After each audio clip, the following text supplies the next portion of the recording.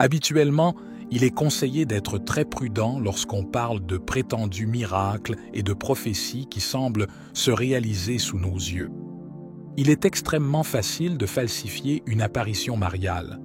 Il suffit d'avoir une bonne connaissance des autres apparitions mariales et des paroles des saints et des mystiques de l'Église dont les prophéties ont au moins été vérifiées comme étant authentiques.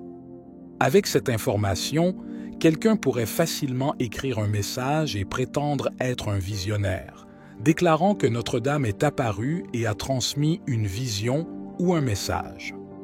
Tant que le Vatican n'interviendra pas, ce qui est peu probable de nos jours, il ne sera pas difficile d'en tromper beaucoup. C'est pour cette raison qu'une grande prudence est toujours recommandée face à ces phénomènes.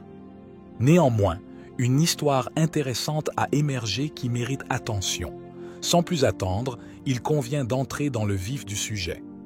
Sur une page Facebook intitulée « Keeping it Catholic », des nouvelles de l'association Blue Army ont été partagées.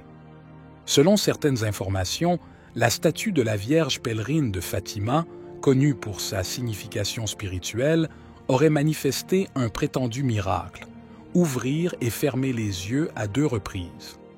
Ce phénomène, survenu d'abord à Long Island, New York, puis dans l'Ohio, a attiré l'attention de nombreux fidèles.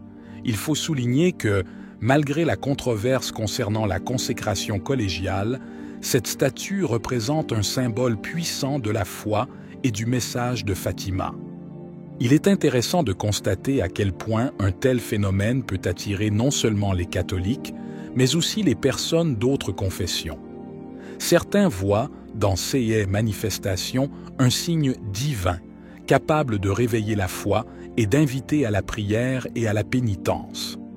En effet, la statue de la Vierge Marie, souvent appelée Madone pèlerine de Fatima, est devenue l'objet de l'attention non seulement des croyants locaux, mais aussi des personnes d'autres communautés religieuses. Ce phénomène a suscité un intérêt considérable, incitant de nombreuses personnes à visiter les églises du diocèse de Youngstown, où la statue a été exposée. Il a été suggéré que ceux qui sont attirés par cet événement puissent recevoir la grâce de la conversion, en reconnaissant le message authentique de l'Église. En effet, toute conversion qui pourrait résulter de ce phénomène pourrait être considérée comme un miracle en soi.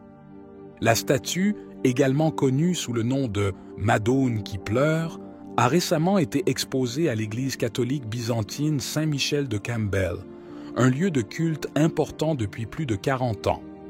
Cette statue, l'une des 3 sculptures en bois créées au Portugal dans les années 1940, est associée à une histoire d'événements extraordinaires.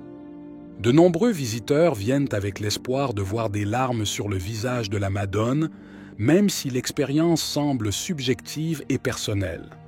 On raconte que lors d'une récente exposition de la statue, qui a eu lieu à la basilique Saint-Jean-Baptiste à Canton, une personne a affirmé avoir vu la statue cligner des yeux, qualifiant l'événement de miracle.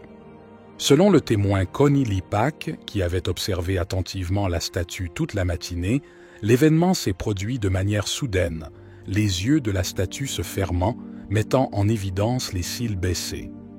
Selon certains témoignages, la statue aurait pleuré dans le passé, à au moins 15 reprises documentées, et on rapporte également des guérisons miraculeuses attribuées à son intercession. 6 histoires, ainsi que les prétendus clignements des paupières, alimentent l'espoir et la foi de ceux qui visitent les lieux où la statue est exposée. Malgré les divergences d'opinion sur la nature de ces phénomènes, ce qui reste indéniable est l'intérêt qu'ils suscitent et l'attrait qu'ils exercent sur beaucoup. L'invitation à la prudence est toujours valable, surtout lorsqu'il s'agit d'événements non encore officiellement confirmés par l'Église.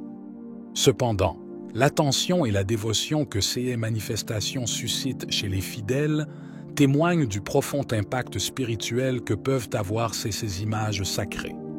Le fait que même une icône sacrée telle que la statue de la Madone du pèlerin fasse l'objet de l'attention des médias laïques montre à quel point ces manifestations religieuses peuvent influencer profondément la société.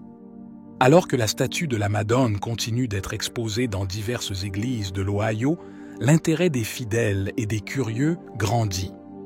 En fait, la Dame pèlerine de Fatima est considérée comme l'une des représentations les plus proches de l'image que les enfants de Fatima auraient vue lors des apparitions du kilomètre 917.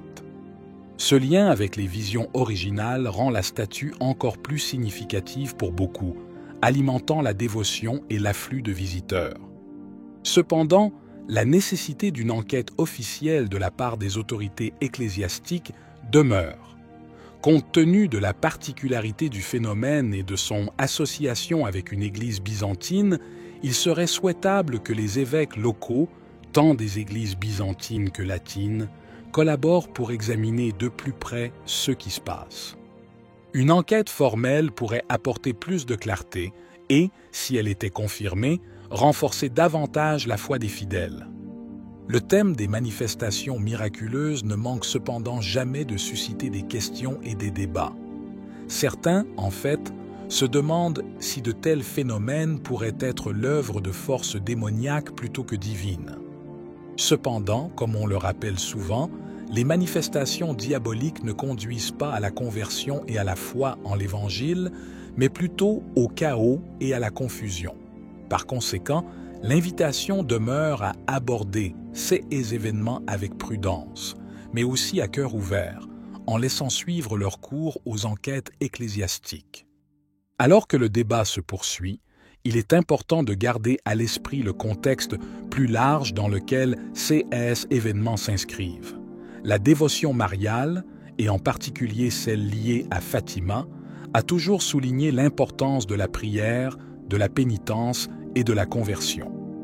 Le message central de Fatima, souvent incompris ou réduit à de simples spéculations apocalyptiques, est en réalité un appel pressant à la conversion personnelle et collective. La pratique des 5 premiers samedis du mois, par exemple, est l'un des aspects clés du message de Fatima, qui invite les fidèles à se confesser, à communier, à réciter le chapelet et à méditer les mystères mariaux en réparation des offenses commises contre le cœur immaculé de Marie. Il s'agit d'un acte de pénitence qui s'inscrit dans la lignée de l'invitation constante à la conversion de la Madone. Dans ce contexte, le prétendu miracle de la statue de Notre-Dame de Fatima pourrait être considéré comme un rappel supplémentaire de la nécessité de revenir à la prière et à la pénitence. Même si tout le monde n'est pas convaincu de son authenticité, on ne peut nier l'effet que ces phénomènes ont pour raviver la foi et attirer l'attention sur des questions spirituelles clés. L'invitation à la prudence est essentielle, mais la nécessité d'une guidance spirituelle qui aide les fidèles à discerner entre ce qui est authentique et ce qui pourrait être trompeur est tout aussi importante.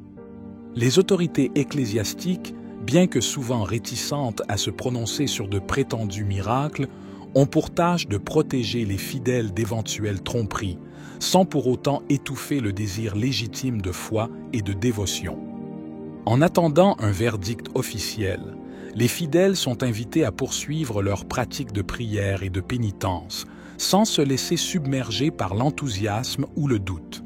C'est l'occasion de réfléchir sur son cheminement spirituel et de répondre à l'invitation constante de Notre-Dame à la conversion et à la réparation. Qu'en penses-tu? Si vous avez aimé la vidéo, commentez « Amen ». Que Dieu te bénisse.